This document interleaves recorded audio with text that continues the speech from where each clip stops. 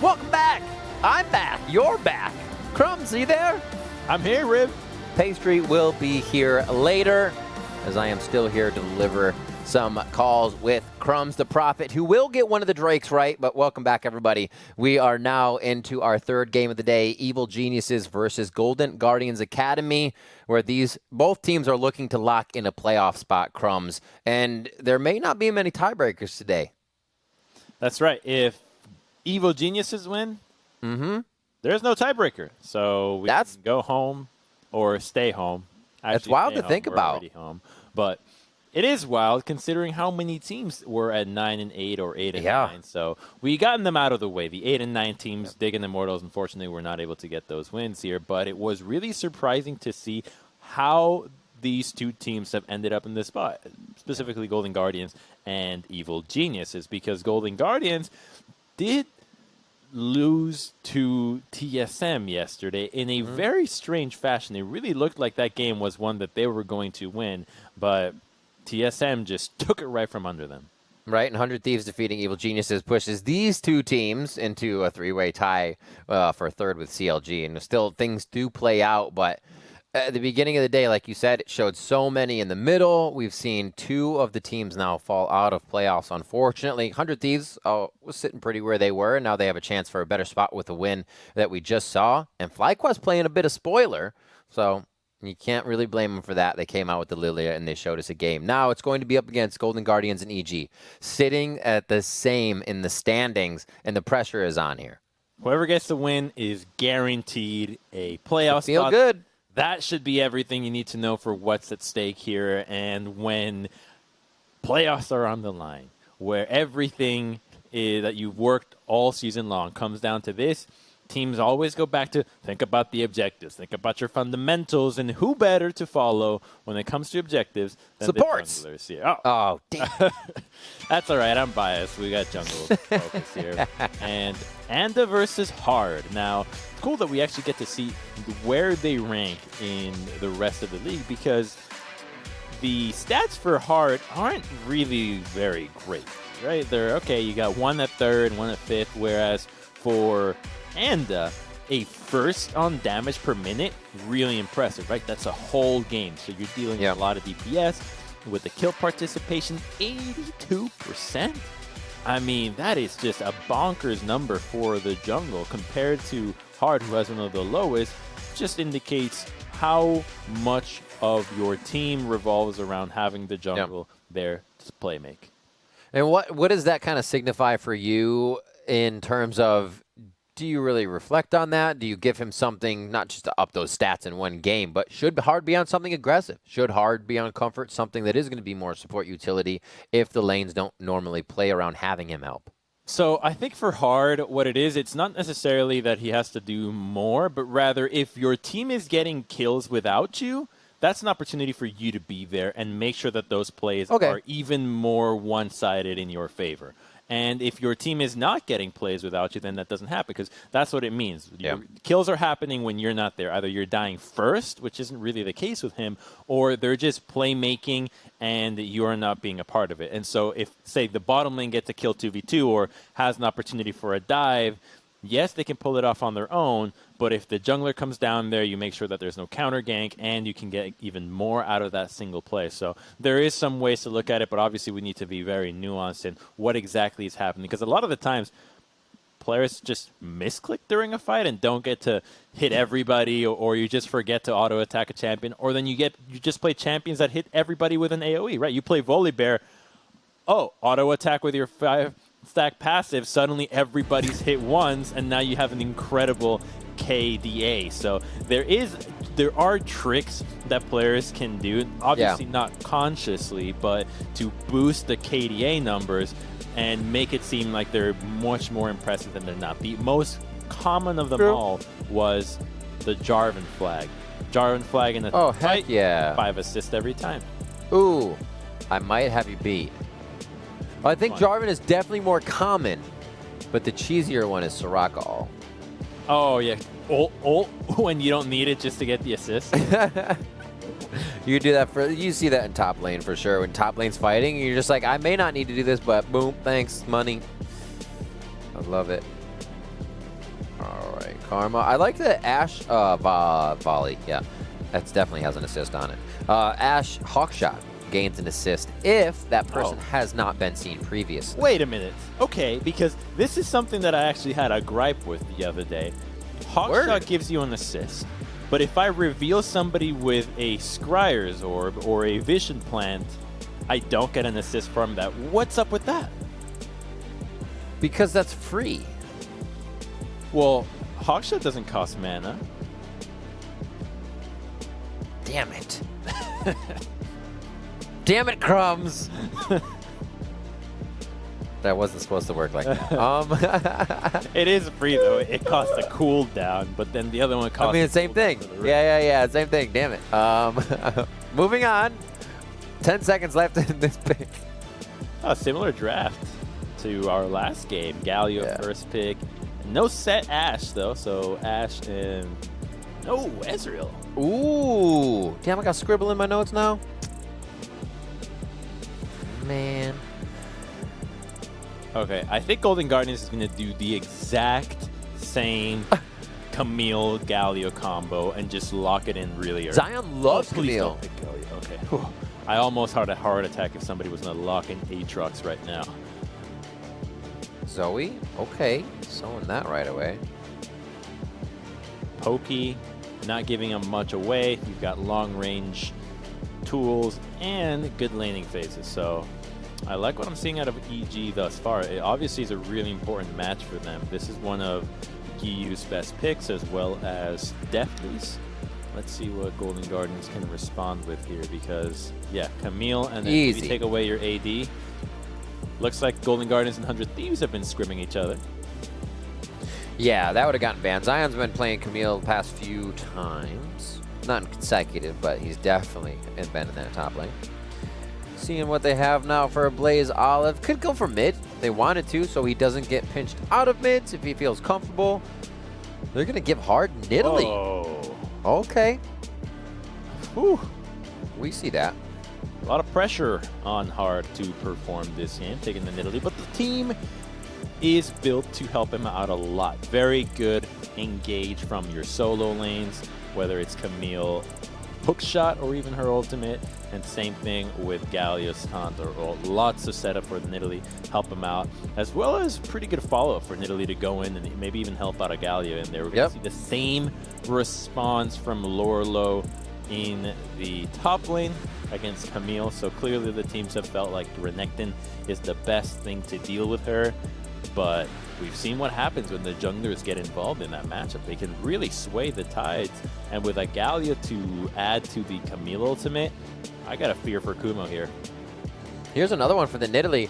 I had the EG 100 Thieves Academy Rush game yesterday, and 100 Thieves banned Nidalee versus Evil Geniuses.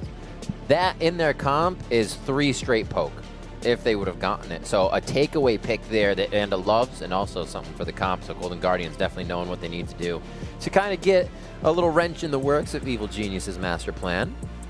Well, I think what Nidalee has going on for her that no other jungler really does that well is that her rune setup allows you to take her into any matchup. You can go Dark Harvest and try to snowball. You can go your classic Electrocute and just be consistent. You can go Conqueror and be really strong against tanky champions and just be a tank bruiser. The build is super flexible as well. Whether it's you're trying to carry if you get ahead or if you fall behind, you can actually still have some value with your heal and your Grail and have a Zhonya's there going on for her. So there's a lot that Nidalee can do. It's just all about the play with this champion. So this is putting such a big amount of trust on Hard. I'm happy to see Golden Guardians do this as we near playoffs, and into a matchup like the Olaf, he's going to have his work cut out because Nidalee can definitely abuse this champion. He just has to play it really, really smart because Olaf can definitely catch you by surprise and snowball just as quickly as a Nidalee can. I'm surprised to see Olaf that far down the list. Someone we usually get very early. He's finding himself in some second phase bans lately. But what will be on the side of Golden Guardians here to finish things out? They do need that marksman. Ashe, markswoman, locked in, and a support. Ashe Make it Maybe Make it Tom thrash. Ench? Just make it thrash. I know it doesn't really fit well, but oh my word. I Really? control what the tide brings. That's not what she sounds like. Lock it in! Do not. Yes! I love it. I guess with the Galio, it's there. Yeah, okay. You're going to have the arrows, Galio entry, Camille. You need another Bash Brother, a Dive Buddy. I like it. Thresh gets locked in, baby. It's pretty good against Zoe, too. Hook her, you can lantern somebody out before the bubble actually connects, you can make sure that you're out of harm's way. So I love the Thresh pick, always solid. And Braum. There he is. Not the most thrilling of supports, but hey, at least he can run Spellbook. I think that actually adds quite a bit of pizzazz to what the Braum supports do. Braum with pizzazz, huh? Well, with all the candy skins he's got, they're definitely going for giving him a little bit more flair than just a mustache buff guy. Now he just needs, I imagine, this like Italian chef Braum. Oh he my just God. like throws meatballs at people. Okay. Love the chef idea because the mustache really fits. Yes. Top hat. Yes. Or you could just What like about ratatouille chunks of zucchini and vegetables. a Poro that holds Braum as his shield? How do we go from chef to a Poro that holds Braum as his shield, Crumbs? Well, Braum is all about having Poros on his shoulders and all his buddies. Like, what if the Braum skin is Braum is a Poro and the shield is actually Braum? So it's a giant Poro Braum. that holds Braum in front of him and shoots out little Braum stuff. I love it, and I think we should see it in this game, but we won't. Seeing EG versus Go against Golden Guardians here. Again, it is a game that must be won as a Golden Guardians, right? I believe that was on. I'm double second guessing. EG needs to win for no tiebreak. Thank you. Yeah, EG needs to win for no tiebreakers, right? And looking for themselves to move on. Playoffs this weekend has definitely been a little bit of a letdown for me. The games have been good, but I wanted to see a few more tiebreakers. I wanted to see teams stretching themselves to the limit because I feel like a lot of what these teams have happen in best of ones isn't what we would see, and it's something that they could at least write during a best of 5 or a game that would allow them to just stretch their legs a little bit more. But the regular season does tell us a bit about each team. It's that pressure when everything's on the line, when you got to play a little bit longer, go a little bit harder. Yeah. It's those games that really tell you what the team was all about because no other team really gets that chance, right? Not every team gets to go that extra mile with those playoffs or tiebreaker games. And just being able to see them now really is like, okay, how much do they really want it? What kind of form are they looking at? Are they looking at like they're in right before they actually compete in best of? So I'm always thrilled to see them. A little bummed that we don't get to see more, but hey, I'll take what we can get. Absolutely. I'm excited to still see what happens with the Nidalee takeaway, if it kind of distorts the comp here for the Golden Guard, the Evil Geniuses side, sorry. But mid lane, Galio, Ablaze Olive, has been kind of running things. Rather see him on something aggressive, but we're just getting new opinions now as we're waiting for the game to start. It is going to be that 3-minute break that we're going to be taking now to build a little bit of delay before we get into game, so don't go anywhere because we'll be right here with the start when we get back.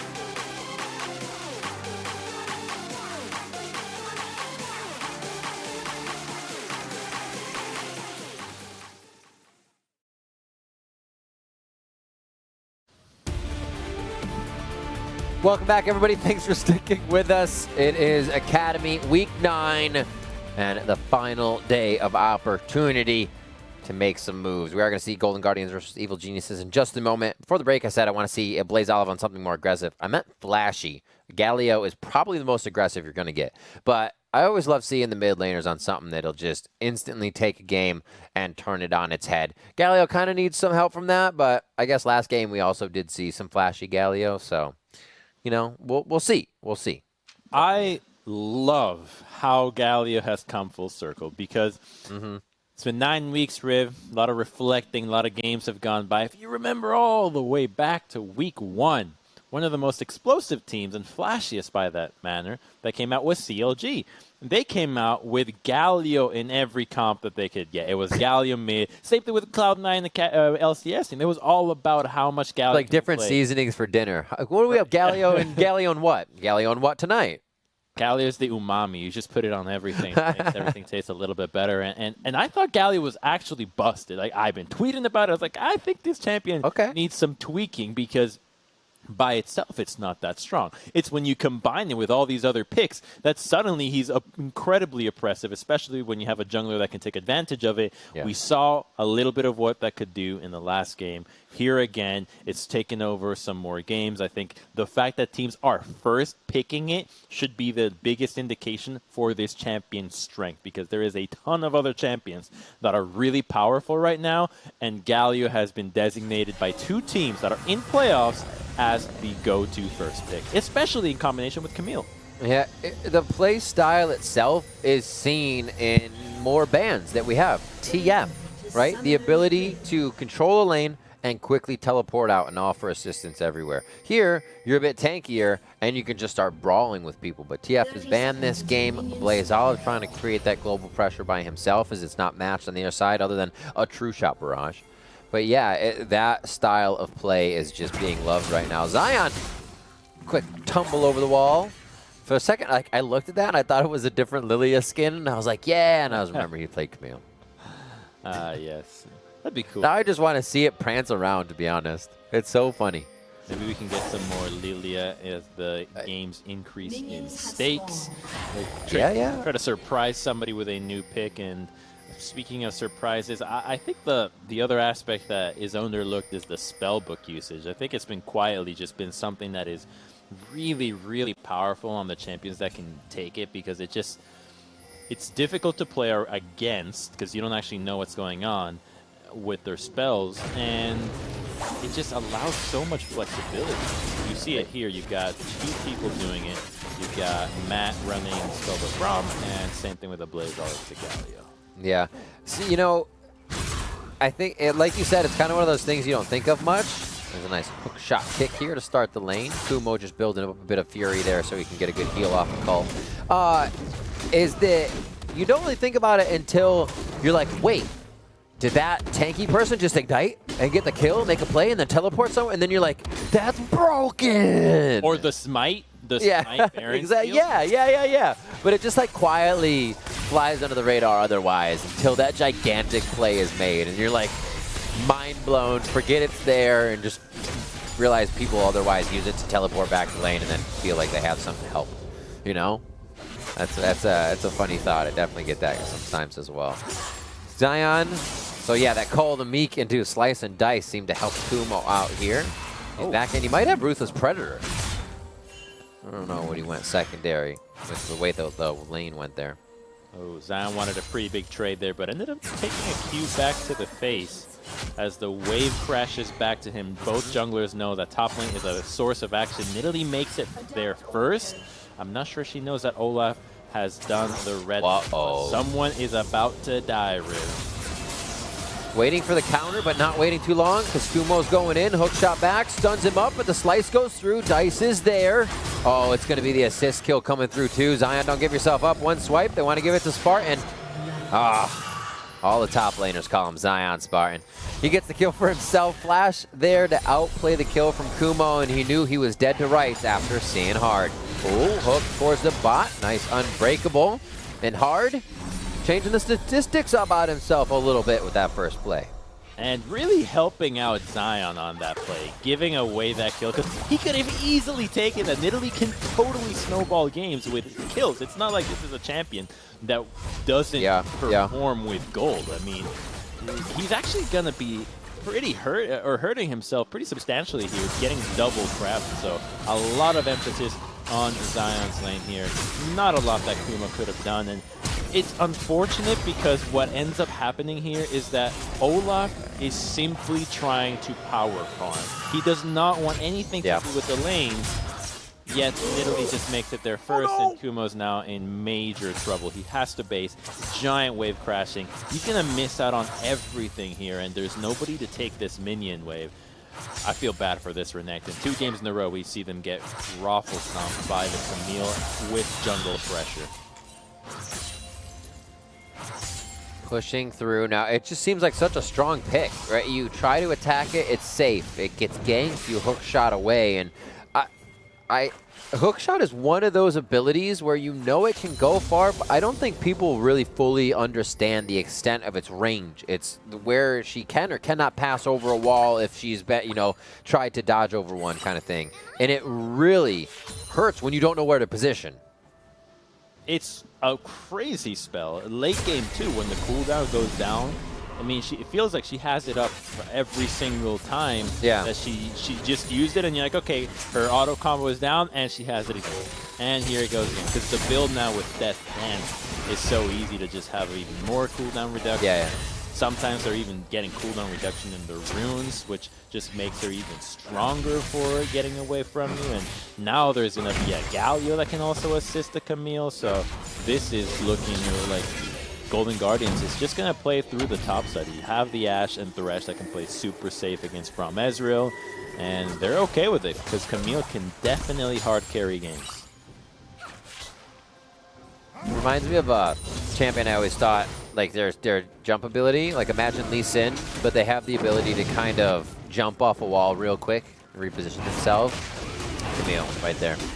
So turns out it's a pretty good ability. Coming up on 6 minutes. Okay, this is the first one. Cloud. I'm going to guess the next one. It's going to be Infernal. Infernal for secondary. Ooh, Redemption comes down. That's the Zoe coming in. Next Drake's Mountain. I see I'm bad at this game. Matt and Anda trying to get out alive hard over the wall. He's going to try to chase. Winter's Bite locks in. Javelin. Toss. Oh, misses. Ward behind. Auto's coming through. A Javelin lock-on would easily allow the range for a pounce. Going to hit one. They try to turn back on. Now Chime is here. The hook comes through. That's an easy kill going over onto Matt that we're going to be able to take out. And now as the chase goes down, and Giyu is looking to get himself out of the frying pan here. That was pretty tricky as he gets out of the Justice Punch commitment here from a Blaze Olive. 3-0 for Golden Guardians is EG finding a rough spot here in the early game. EG thought they were being clever doing that dragon, just putting in that control ward, but it was too obvious that they were going for a rush, because the second that Anda dropped the control ward, everybody else started moving towards the dragon pit. So it was like, okay, something's clearly happening. Can you stop this? Oh, doesn't get to stop it. At least he's stunned. Minion. Oh no, he did hit him because the sleep didn't come through right away. I actually thought the sleep went onto a minion. That's going to turn this play around so big. Oh my gosh. Giyu comes up huge to help the trade on the kill. It does leave Kumo dead, but Matt's there to help as well and split up some assist golds. What a back and forth is going on right now. Chime back to lane. Definitely going to be alone for now, but keeping himself safe with a nice wave. EG's not ready to go quietly out of this game because there is big implications for playoffs here, especially for the tiebreakers that happen afterwards. EG needs to win for those to occur, otherwise they will be locked into, I believe it is 6th spot or 5th, not in, let me check. Yes, with CLG. So playing around Camille is the way that Golden Guardians will just continue to make it back into this game. As Galio Ultimate is about to be back up because it was a teleport that he used in that earlier play, so they can continue to put resources into the top lane and just get more and more because the wave is in such a good spot, and even Hard continues to play around Zion here. Hard's loving it this game. He's like, what graphic did they run about me? I'm going to get some kills and assists. So he's got 3 assists for himself right now. Not the kills yet, as he's being the perfect jungler. Skirmisher Saber, though, means he's definitely going to be trying to get into the face of one of his opponents quite soon here to make sure he can be a nuisance and control the jungle. And bounties are already starting here for Golden Guardians, feeling good in this game. Like you said, the Camille has just been running the show in this lane, especially since we do see the jungle pressure helping against the Renekton mostly. Oh, mistiming. Mistiming on both players there. Nidalee just showed through the lane. Yep. Trying to go for Zion to ulti the Renekton and then go for a kill there. But now they've just given away what the Nidalee was planning about because they should know that blue buff is also up, which frees up everybody else to feel a little bit more comfortable that Hard is not going to be out there trying to ruin their party as the Conqueror Nidalee already has the completed blue buff. They're going to go for it once more. Olaf is here. Okay. He's the ward. I wonder if Anda shows right away. Good. To the top to play the counter, but Kumo is staying. Knowing one's there, I think, might give it away. So he plays it like he's alone. I like this. I like this a lot. Waiting for the next wave to reset. Perfect. Zion Spartan feels safe. Kumo with the mind games. Evil Genius's madness. Ruthless Predator charging up so he can get a good stun. There's the lockdown. 3-hit coming through, but hookshot. Once again, the savior of Camille. So slippery. And they know Hard's probably doing Rift. She easily ran to mid instead of back down her lane. And a thwarted gank by Zion Spartan draws 2 to top. Oh, I hate that gank, Riv. I hate it so much. Ganking the Camille, out of all places, the place that is so far ahead that you have such little follow-up. But that's the shutdown. What if it works, Crumbs? You love it. So it can only work if Camille chooses to go in, right? The only way to kill her is if she hookshots, because she also has flash. Now he's super low. Olaf is not playing the objective game. Lost that on the Rift Herald to the Nidalee. So it just snowballs even further because they could just drop this in the top side and make Kumo's life a living hell. They could just dive him here if they want. Dominus is down. I was going to say, he can't ult. He's going pretty heavy here. He may stay. This is going to get a plate and a half. There you are. Okay, they don't stay for more, but the damage is definitely done to these Renekton, as Camille will have a Trinity Force fairly soon, and that is just the scariest champion. I think the build with Camille, the 3-item build, is really where it is a spike that I have not seen in a champion in quite some time. I'm talking about the Trinity, Ravenous. I mean, it's like just Fiora and Camille can do that, right?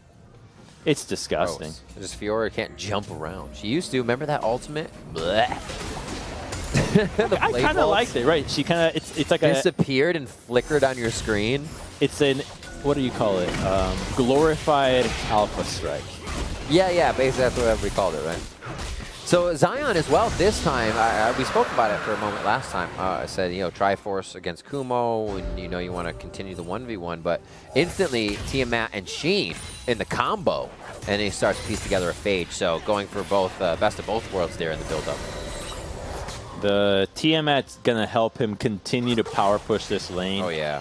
Just so that he can try to creep in those plates, as we got 2 minutes left until those plates actually disappear. And Hard is just going to get these camp and continue to pass to the top side, because Camille can hard carry this game. Champions like Olaf are not going to do anything to Camille later, and she's actually your best bet at locking down somebody like an Ezreal. So Hard just making his way to the top side of the map, pick up that blue buff, and continue to pour some love onto Zion. This one does not feel like those games where Keith really would have liked to have help. This feels like a deliberate attempt from Golden Guardians to say, we're going to build a composition that plays around top. So have the understanding that bot lane is going to be on an island. We'll give you the champions to be as safe as possible in the lane and still be relevant in the team fight. Just know that we're going to play around top. So the bot lane's just feeling great. They're doing their job, farming away. They've got a little bounty. They've got the build. Even a little bit of a plate here. Just one auto will get the plate. Do a keep. There it is. And confident in their top laner. Just looking at these scores and boards in the standings right now as we talk about that. With both these teams at 9 and 8. We said it before, CLG 9 and 8 as well, but they play Loud9 later. Fight here on the bot side. Keith 1 away from the concussive blows. Oh my god, they deny it. His exhaust goes down, saving Matt though. Definitely walking out. The flash is there. Chime.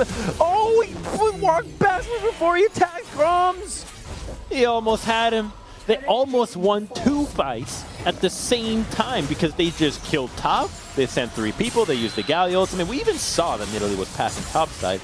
And then they kill him. They're going to get more plates. Maybe. I'm not sure if Anda's going to really push this against the Camille. He won't. But going for that engage into the bottom lane was just really risky there. I think Golden Guardians like, are you guys really trying to fight us right now? We are actually really strong with the Blade of the Ruin King spike on the edge. Wow, what a back and forth. I like the kind of spiciness we're getting across the map. EG looking to get a few of these advantages in their favor, though. A few core items are coming in, but maybe the objectives are where this starts to pop off. Let's see it again since we had that bottom fight. Again, they go on to the Renekton. It just seems like the target everybody wants to hit instantly to lead him, and Anda is just short to the party. He's like, bro! And they leave. They probably left a mess, too.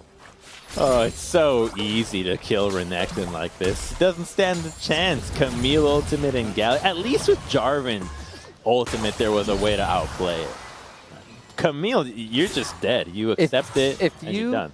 Could think of anything in the next 10 seconds that would not like be better than Renekton, haha, you picked Renekton, but just like overall that would fare in this matchup so it doesn't die, so it doesn't do things, right? You could play Ornn, you could be tanky or something, but is there anything that comes to mind? 1v1, yes. Jax. I think Jax can play into Camille fairly well. But then you find jungler potential. Yeah, but then you have a Galio to deal with, and then you have the jungler as well. So really, it's not so much about the Camille matchup. And this is where I think we've seen both teams that played this matchup fall into the trap, where they think, oh, it's just the matchup. No, it's their entire composition revolves around playing around me. I'm talking the mid lane revolves around top. The bot lane revolves around helping top. The jungler's pathing is about going to top side. So then you start thinking, okay, if these are the things that they're going to pour to the top lane, how do we need to respond? Because just saying, oh, we'll pick this champion and survive is definitely not good enough. This is the actual time when somebody could be like, their jungler has been here 5 times. And yours once. No, I'm just kidding. Yeah, somebody could say jungle diffy here. Yeah. It's team diff. Yes, it's definitely team diff. You're right. We kid, but they are working hard for this advantage on the side of Golden Guardians right now. From the beginning of the game, Zion Spartan again on the Camille as he has just been having a field day on this champion, picking it multiple times in the past few weeks. And now they look to be in a mid-game portion where this composition that is built up for them would be perfect at the engages of objectives. Here we're going to get poked from hard before they start anything, and if they need a Blaze Olive, he's diving in with the galley wall. Both top laners have TP and they would be ready to fight, but they are looking like they are fighting in the top lane all on their own, or at least keeping each other in their sight so that there's no TPs allowed. And EG just says, we are not strong enough to take this fight. We don't have enough vision. We don't have enough control. We've lost some summoners recently. Just give it up. It doesn't matter that much to us. But giving away souls and potentially allowing Golden Guardians to start Ocean Soul stacking could be a really big trouble because of the sustain that will come out of these champions. And Italy with a heavy sustain focus build going Roa and maybe even Grail at that point. And same thing with the Camille with the lifesteal build. The last thing you want to give them is an Ocean Soul on top of that. This makes sense. Gross. Did we guess Ocean? Did I miss it? We didn't. We missed it. We missed it. That's fine. That's fine. We need a break anyways. I was becoming sad. I'm sorry. I needed to guess better. I'll get him right next time. That's all right. You still got pastries games to go for. Matt gets out of this peculiar position alive.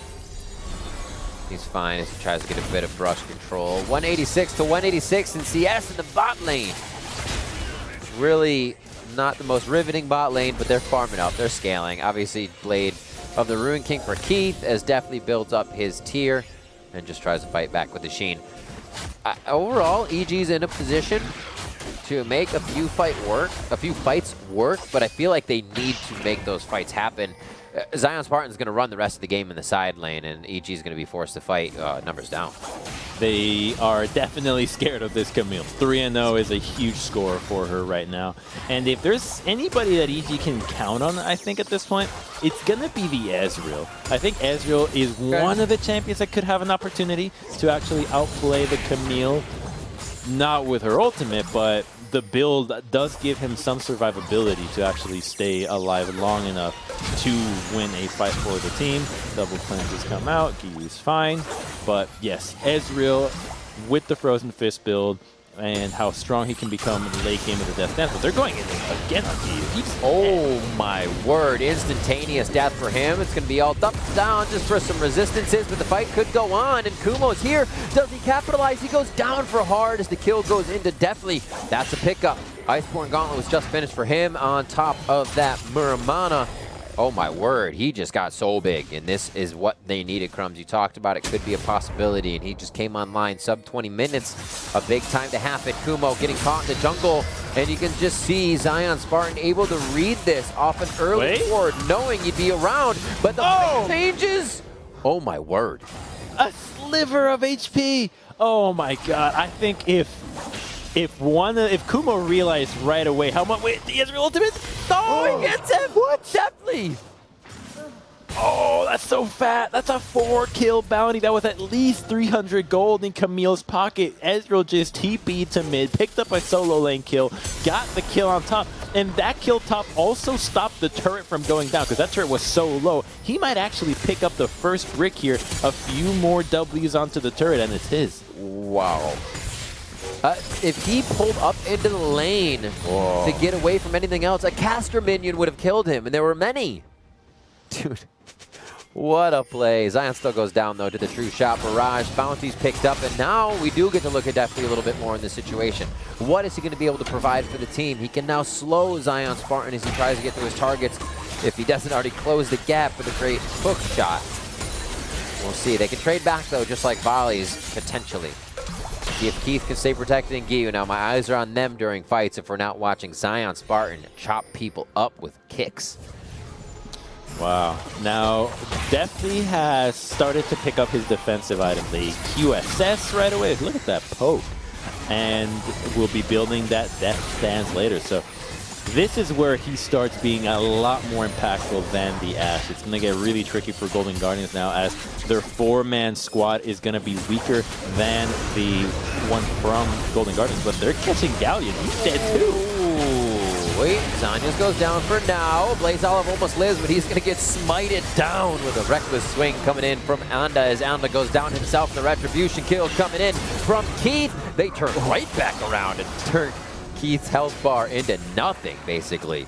EG has a bit of control on the map, but look how many wards are here. These fights are becoming a bit extended as members are going down, and still a lot are left up here that can do damage. There's a lot of damage to follow up after the front end burst on these fights.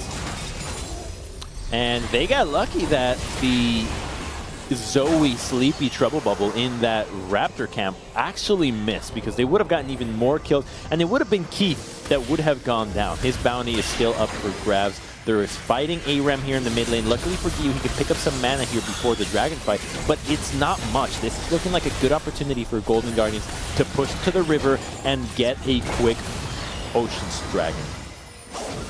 They're scooting down. Look at the marksman. I love the fact that they're doing well. Usually we see somebody else on the map carrying, but now it's up to the positioning of the back line. True Shot Barrage comes through. Oh, it aggresses onto the Drake, so now Golden Guardians has no chance. What a play! Skirting it across the member of Golden Guardians and Ocean Drake to start it up. Kumo and a Blaze Olive in a 1v1. He wants the chance to get into the fight, but has to use Taunt already. And now Golden Guardians doing everything in defense. What a push from Evil Geniuses. The madness and the method to it all along the way on this push down river. EG now takes control of mid, and it looks like they'll be able to grab the last bit of health on this turret if they commit. This is what you love to see on the side of EG, especially if you're a coach for them, because you first picked Ezreal Zoe. you need to have these champions deliver. You put a heavy priority on making sure that you got these two right away, and they are finally coming together to just poke out Golden Guardians before the fight even happens. Camille was grouped up for that time. She is not going to be that relevant at this stage in time. She's very squishy. The Gallia follow-up is not quite as thrilling as what we saw in the earlier game where it was against an Ashe. The squishiest member you're going to find here is the Zoe there, because Ezreal is dealing more damage and he is incredibly tanky. He also has a QSS. I love that build. And it looks like EG might just be crawling out of the deficit from the top lane and giving themselves a really good shot in this game. Won that shot. Cannon minion. Walk up. Cannon minion going for the kill instead of the turret. How greedy. Do it hard. Hard wants it. And is there. He knows. They don't. They don't want that at all. I think they're going to wait for the wave. They have no reason not to. They put pressure on the top of the map for Baron right now anyways. Zion Spartan is going toe-to-toe on bot. And he kicks him right in the butt. Oh, God, that true damage swipe. You almost didn't see it come off of Kumo's health bar.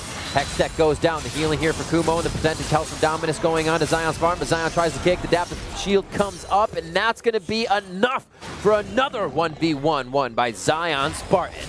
Okay, True Shot Barrage will miss, but they are so close, Riv. That was a 4-1 Camille against a 1-4 Renekton, and the fight is still neck and neck. I think that Kumo, if he commits to how the fight is going to play from the very start, if he commits thinking this is an all-in from the get-go, I have to use everything in the most optimal way, there's a chance he actually kills Zion here, but instead he goes down, and I think that with another itemization, or maybe if we can just have somebody help him out at the very start of the fight, how about timing the True Shot Barrage with Camille's Hextech Ultimatum, giving you a better chance of actually hitting her? I think there could be another way to sway this fight, because it's not like the matchup is completely doomed. Those two fights have been so close. Doesn't look like this will be any contests. Maybe another close fight towards the top side of Blaze Olive. I like what they're doing. I like what they're doing. They're going towards the defensive champion, but he seems to be able to protect himself with the map being pushed by Golden Guardians and not enough forward wards. They don't know what's coming out of the woodwork, and they got to stop Keith. They have to put respect on the mid lane push here from Golden Guardians, and Evil Geniuses puts themselves back into a defensive position. They were almost there on the forefront, making the plays themselves. And Golden Guardian says otherwise. They have a lot of wards here to protect Zion in the bot lane, so he has a ton of time to play with Kumo and really just wreak havoc on the pressure EG wants to create. It's giving EG some hope that they can play make, because the Gallia is not connected to the Camille right now. Being That's true. On both sides of the map, Here you know that you can catch her. She still has flash, and we'll just back up, but it's going to get really hard to Riv, because Camille is very close to having that death stance completed. And once that item comes out, yeah, okay, the item is out. This is where Camille will definitely obliterate the Renekton now, because that is just a brutal, brutal thing to deal with. You can tell I dislike this item. Aptly named, though. Death's Dance, providing you safety from death. Who do you think leads in that dance? Who's the lead dancer, Death or you that's dancing with Death? You are, until Death takes over. If you mess up, Death leads. That's the whole dance. Oh, that's very cool. And if you're in a box step, usually you can lead. 1, 2, 3, 1, 2, 3, you know. It traverses a lot of dance genres. So. Box step it and you're good. You can dance with Death all day. Coming up on 30 minutes here in just a few. We're going to see this fight now under the turret too. Adaptive shield comes out just for a moment as that's a Blaze Olive now to take the turret tanking. And I like the dodge by Kumo.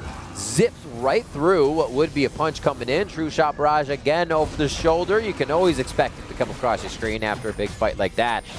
And we have 11 seconds on Drake. Who's going to get there first? It's an Ocean. It looks like EG may be able to pick up their soul.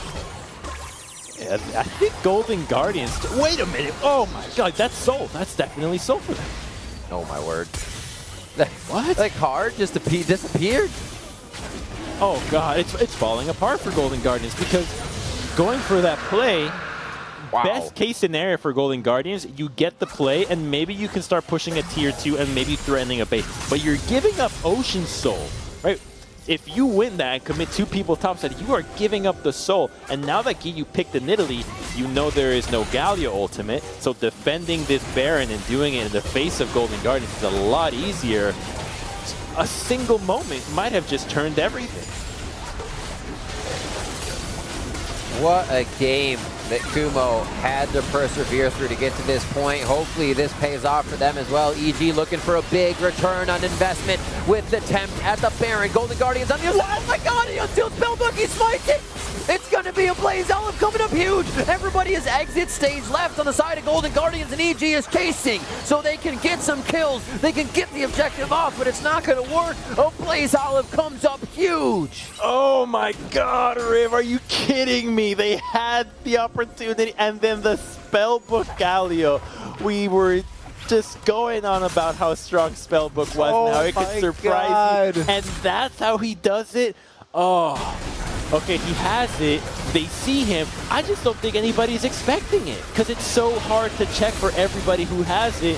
He's got the spell in, flashes in, 750, just a beautiful smite. He might as well be a jungle main in a past life there. Oh, he did so much. That is such a big play. That's a huge deny for EG. I mean, at least EG has the soul, but not having the Baron really stinks. Ladies and gentlemen, let it be known the Olive is ablaze. Setting fire to this game. What a play. Evil G. They had just lost hard too, Crumbs. You were talking about how imperative it was that EG had made that play. They got themselves soul, and that they were going to get Baron. And the unexpected, you have to expect it in League of Legends. And Kumo now back to top lane. We semi-reset, but for Golden Guardians, it's an amazing position as they start to push minion waves across the river and onto the side of EG's map. Man, if I'm hard and I got ult chat, after my mid laner smites that Baron, I'm typing jungle diff in the chat. Right after I die, no. jungle diff right there. Just letting them know. Bro, might break it out. Good hook. Keith keeping himself poised here. Oh my word, a Blaze Olive just able to protect them in that channel perfectly. Nothing EG can throw at them here seems to be working as hard as dodging left and right. Balloons, bombs, beach balls, bubbles, what have you. Hard's out safe and he's healing the team up.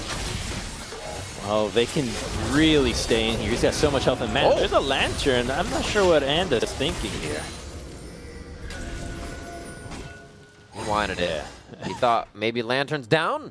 Nah, death sentence. Or I'm sorry, dark passage to the light, if you will.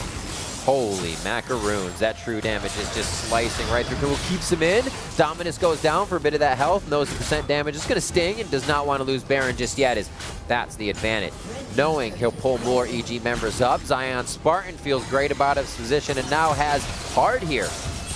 Goes on to Anda as he knows he pushed Kumo out already, and he is just 1v1ing anybody that wants to step to the fight. Zion Spartan has full control over his lane and this game. And there is still a Galio with teleport that can come to the rescue. Ash and Thresh are lingering far back. At least the Baron is out now, but the game has yet to be burst wide open. I think the 5,000 gold lead that Golden Guardians have can easily be nullified in these dragon fights. 2 minutes before that Elder. I remember all the way back to the time where EG actually had a pretty solid fight. It was because Defty and Giyu were poking away.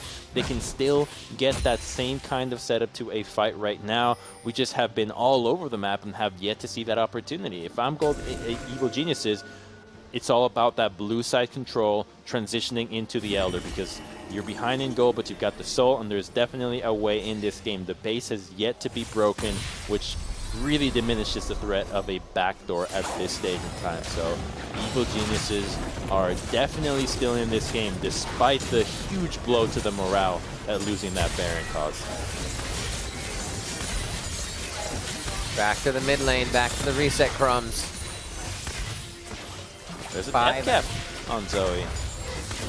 Morello's death cap, Ludens, and Lucidity boots to keep that going. Also, whatever she decides to pick up on the map, whether that be Azania's, what have you. Also, Smite. Maybe she comes up with the next one. Giyu can get the steal to get that retribution on it. Keith also built up as well. Ages for himself. Oh, keeps himself safe on that one. And they're going to start backing up. You cannot get tagged by Deathly. Iceborne Gauntlet going to keep you in range for a few more shots. Chime, not going to get slept on this one as he gets out alive and is... Watch top. Quick back and forth. Look at Galio. They're thinking about diving the Renekton, and Galio's just chilling there. 20 seconds. They have to know Galio hasn't been showing. They have to know Galio hasn't been showing. Puts him in the ultimate. There's no way to get out of this one. He's trying to get to the edge just to safety. Where is safety, though, under the turn of the True Shot Barrage?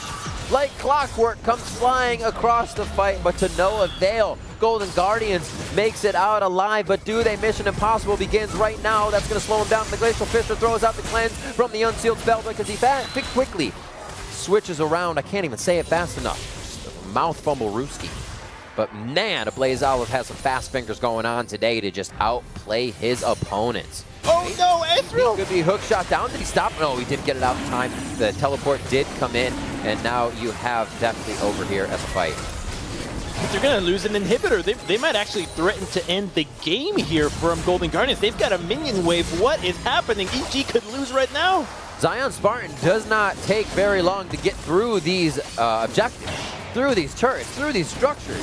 Evil Geniuses is holding. I think they know what kind of call they have made, and they're staying for the fight. A half back, a half stay, possibly defended in base now with Rift Herald stolen.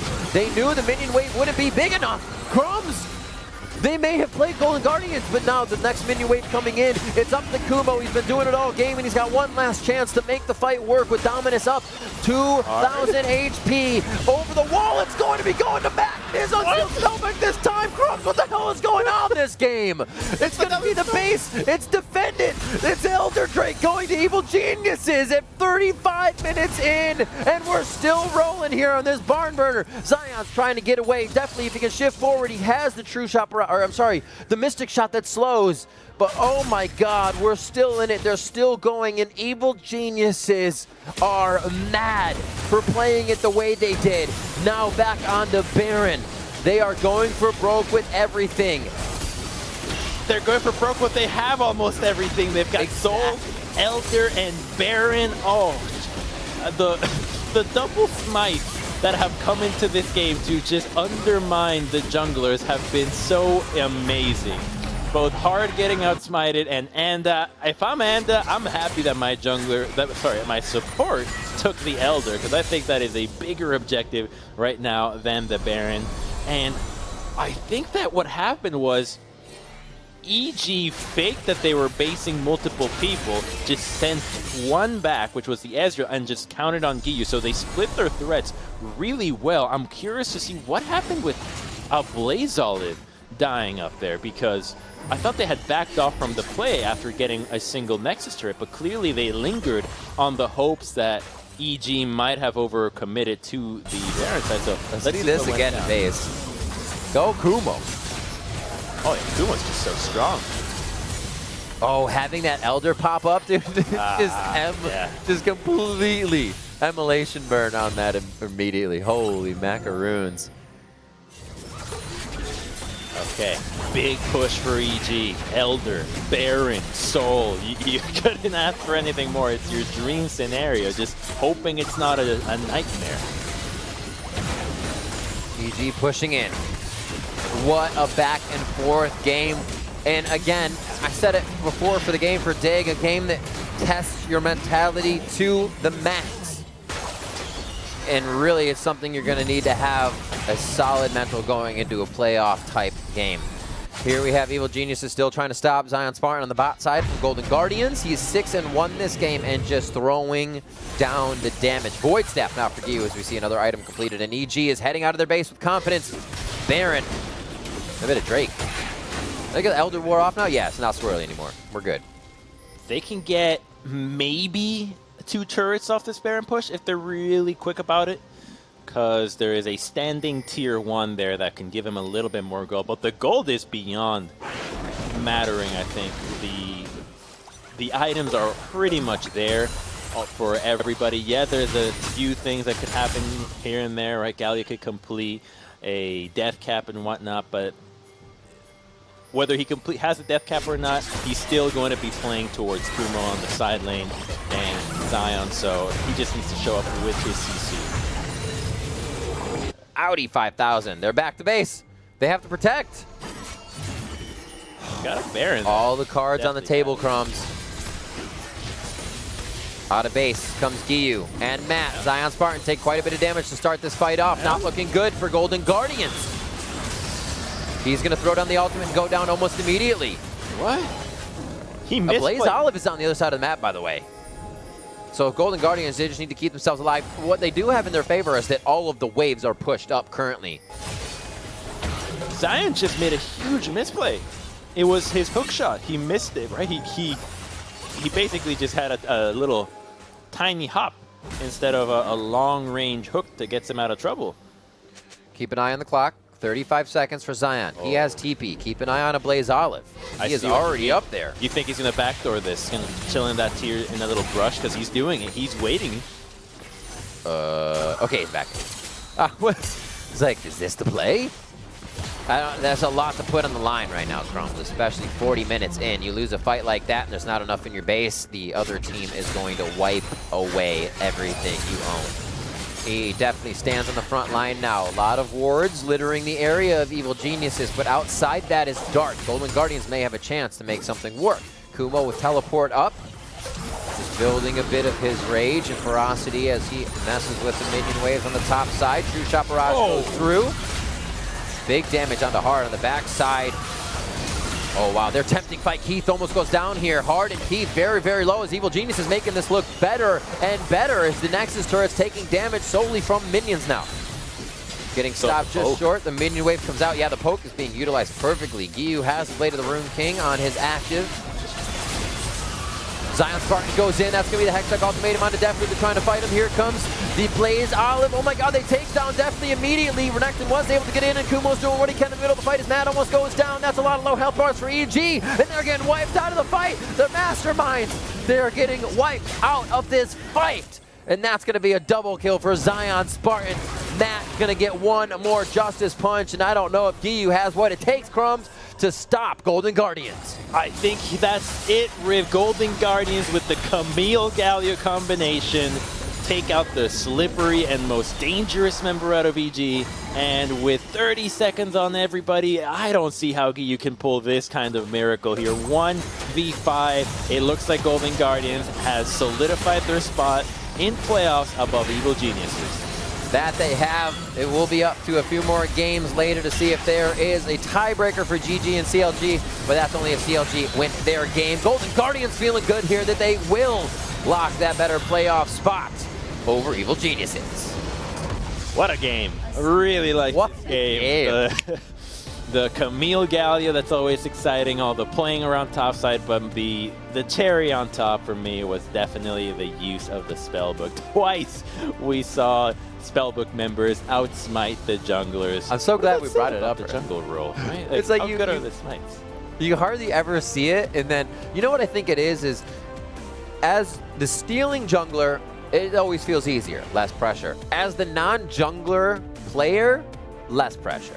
You're going in, this is a ha-ha, feel-good moment, and you don't have the pressure. Yeah, right, because you're like, oh, let's try it. See if I can get it. I don't know if I can get it. You can blame me for trying. I switched my summoners. Right, I'm not a jungler. I'm not. You don't expect me to smite. Sure, I would never get it. That's funny. All right, so now what do we have? GG lock either 4th or 5th. Right now, Evil Geniuses has locked 6th place in the standings. They are in playoffs, but they are in 6th. And GG now has to wait for the Cloud9 and CLG game. If CLG win, there's a play for 4-5. If Cloud9 win, it's 4-5-6, Cloud9. Sorry, GG, CLG, and your EG. So if C9 wins, sorry, if CLG wins, there's no tiebreaker. Right. No. Yeah. Right. I hope you heard that from production. I did. If CLG you confused wins, me for a second because I was just about to agree with you because that's what a good guy does. We got games of League of Legends. We look at them, and we're excited about them, and we can tell what's going on. I mean, if you're going to be like that game, oh my word. I mean, I said it before that it's pastry, but can I stay on? I'm just kidding. All right, we're going to be taking a quick break, but when we don't go anywhere, when we come back, it is going to be that Cloud9 Academy versus Counter Logic Gaming Academy we've been talking about in just a few minutes.